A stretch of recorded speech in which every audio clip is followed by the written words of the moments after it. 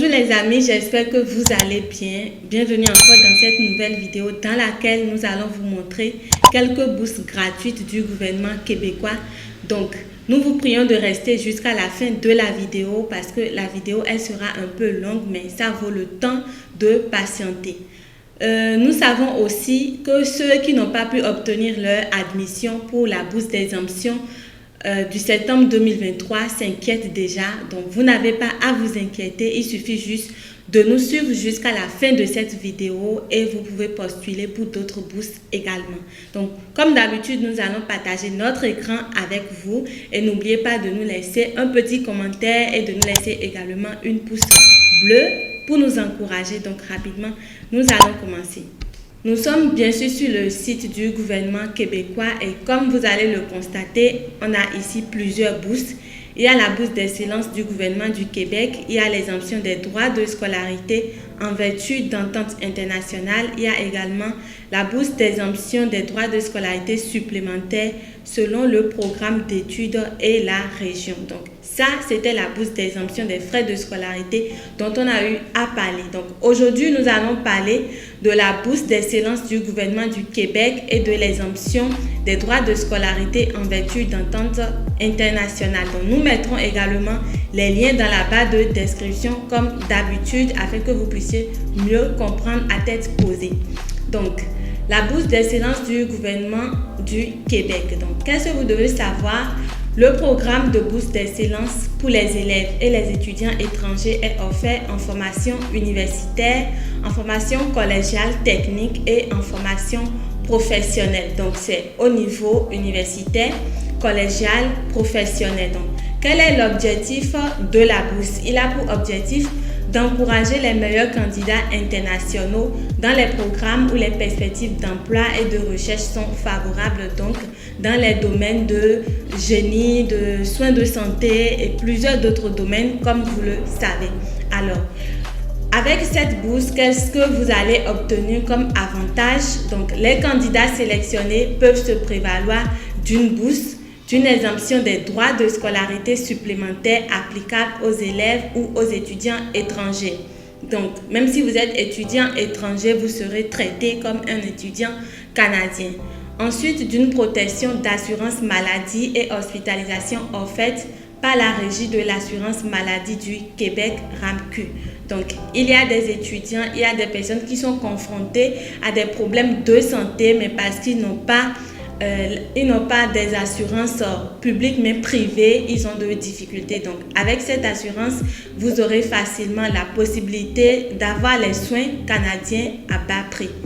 Donc, ensuite de ça, au niveau des universités, pour les programmes de doctorat en recherche, la bourse est de 25 000 $ par année. Donc, la durée de couverture est de 3 ans avec possibilité de prolongation jusqu'à 12 mois. Donc, en cas de prolongation, une allocution mensuelle de 1 000 $ est versée. Donc, pour les stages postdoctoraux, la bourse est de 35 000 $ par année et n'est pas renouvelable. Et pour un court séjour de recherche ou de perfectionnement, la bourse est de 3 000 $ par mois pour une période maximale de 4 mois.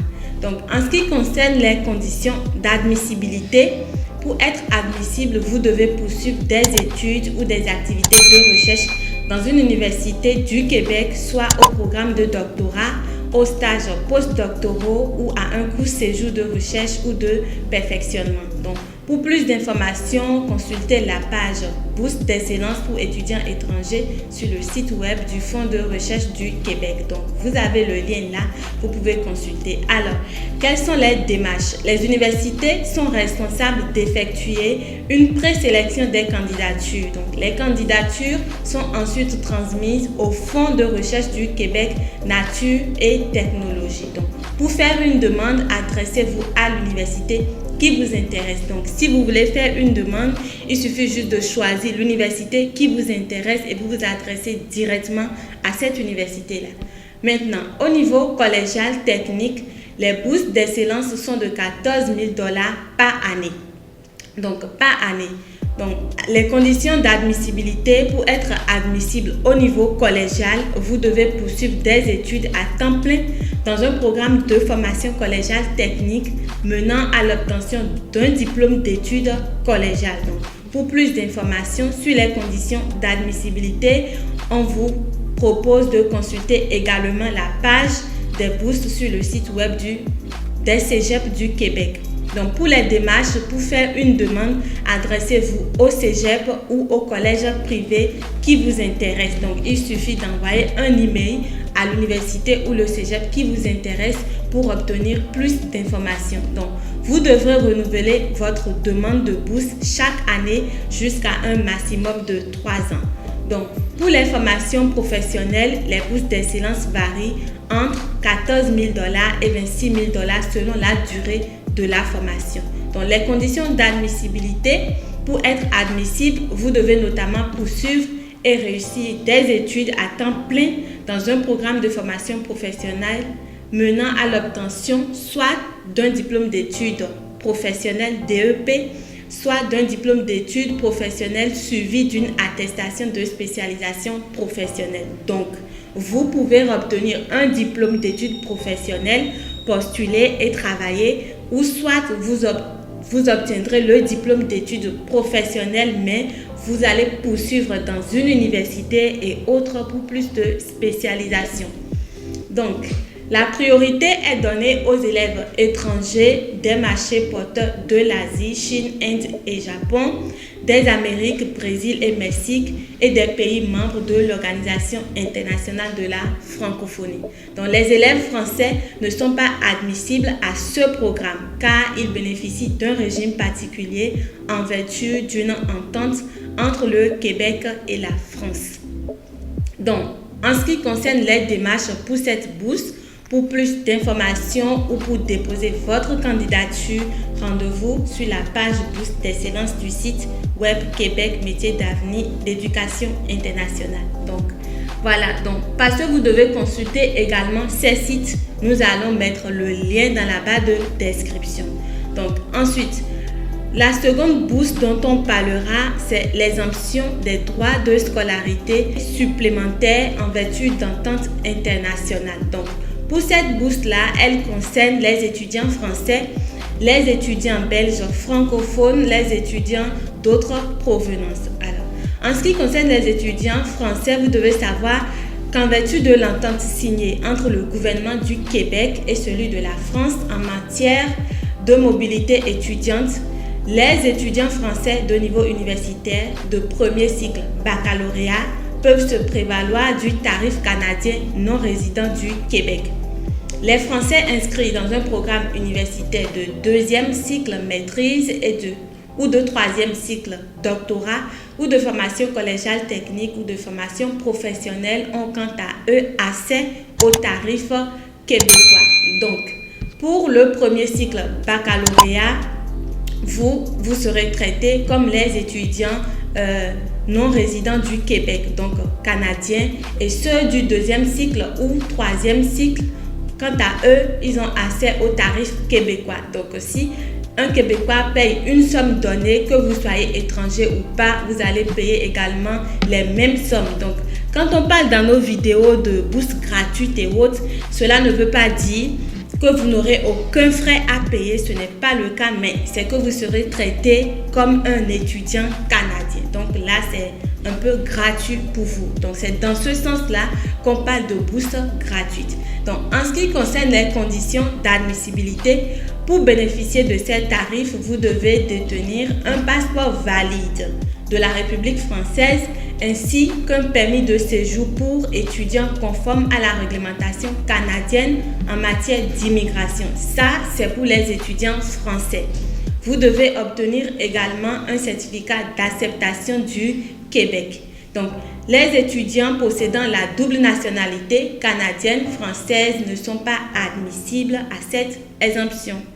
Donc, concernant les étudiants belges francophones, en vertu de l'entente signée entre le gouvernement du Québec et celui de la communauté française de Belgique en matière de mobilité étudiante, les étudiants de niveau universitaire, premier cycle baccalauréat, peuvent se prévaloir du tarif canadien non résident du Québec. Donc, les Belges inscrits dans un programme deuxième cycle maîtrise et troisième cycle doctorat ont quant à eux accès aux tarifs québécois. Donc, en ce qui concerne les conditions d'admissibilité, pour bénéficier de ces tarifs, vous devez détenir un passeport valide du Royaume de Belgique ainsi qu'un permis de séjour pour étudiants conforme à la réglementation canadienne en matière d'immigration. Donc, l'obtention d'un certificat d'acceptation du Québec est également obligatoire. Donc, vous devez aussi répondre à l'une ou l'autre des conditions suivantes. Être identifié comme belge francophone sur votre carte d'identité et le démontrer en fournissant une copie. Être détenteur également d'un certificat d'enseignement secondaire supérieur ou d'un diplôme de baccalauréat ou de maîtrise délivré par un établissement de l'enseignement obligatoire ou supérieur organisé ou subventionné par la communauté française de Belgique. Donc, les étudiants possédant la double nationalité canadienne-belge ne sont pas admissibles à cette exemption. Donc, les étudiants maintenant d'autres provenances. Donc, vous n'êtes pas étudiant français, vous n'êtes pas non plus étudiant belge francophone. Voilà votre explication. Pour vous, vous pourriez bénéficier d'une exemption des droits de scolarité supplémentaire si votre pays ou votre organisation internationale est signataire d'une entente en matière de mobilité étudiante. Donc, il y a un document là où on peut vérifier si votre pays est signataire. Donc, nous allons vérifier ça tout à l'heure, mais d'abord, nous allons aborder les conditions d'admissibilité. Donc, pour être admissible, vous devez être inscrit à temps plein dans un programme menant au baccalauréat, à la maîtrise ou au doctorat. Donc, vous devez également détenir un permis de séjour pour étudiants conforme à la réglementation canadienne en matière d'immigration. L'obtention d'un certificat d'acceptation du Québec est également obligatoire. Maintenant, les démarches. Ce qui est très important pour nous, ce sont les démarches. Alors, étape numéro 1, communiquer avec le représentant de la gestion des exemptions de votre pays ou de l'organisation internationale pour connaître les critères de sélection. Donc, pour connaître les critères de sélection, vous devez rentrer en contact, vous devez communiquer avec le représentant de la gestion des exemptions de votre pays. Donc, deuxième étape, faire une demande d'admission dans une université au Québec. Donc, vous ciblez une université qui vous intéresse ou cégep qui vous intéresse et vous faites votre demande d'admission. Et troisième étape, une fois admis dans un programme universitaire menant à un diplôme baccalauréat, maîtrise ou doctorat, fournir au représentant de la gestion des exemptions la lettre d'admission ou une attestation récente de votre inscription à l'université. Donc, vous devez fournir également le formulaire de candidature pour l'attribution des exemptions des droits de scolarité supplémentaires. Donc, rempli et signé également. Et une fois que vous avez fourni le formulaire de candidature pour l'attribution des exemptions des droits de scolarité supplémentaires, le représentant de la gestion des exemptions vous informera de l'acceptation ou du refus de votre demande et le cas échéant de la recommandation de votre candidature. Donc, en ce qui concerne le formulaire, nous allons cliquer ensemble pour voir de quoi ça a l'air. Donc, voilà le formulaire. Donc, ça, c'est le formulaire de candidature pour l'attribution des exemptions des droits de scolarité supplémentaires. Donc, votre nom, prénom, date de naissance et tout. Donc, c'est là, vous signez également. Il y a les paramètres des cases réservées pour les signatures et tout ça. Donc, vous faites ça à tête posée. Donc, pour les étapes, la première étape, vous devez vérifier si votre pays est éligible. Voilà. Donc, ensuite, si votre pays est éligible, vous faites votre demande d'admission dans une université au Québec. Donc, une fois après votre demande d'admission, vous remplissez le formulaire de candidature pour l'attribution des exemptions des droits de scolarité, ce qui est la troisième étape.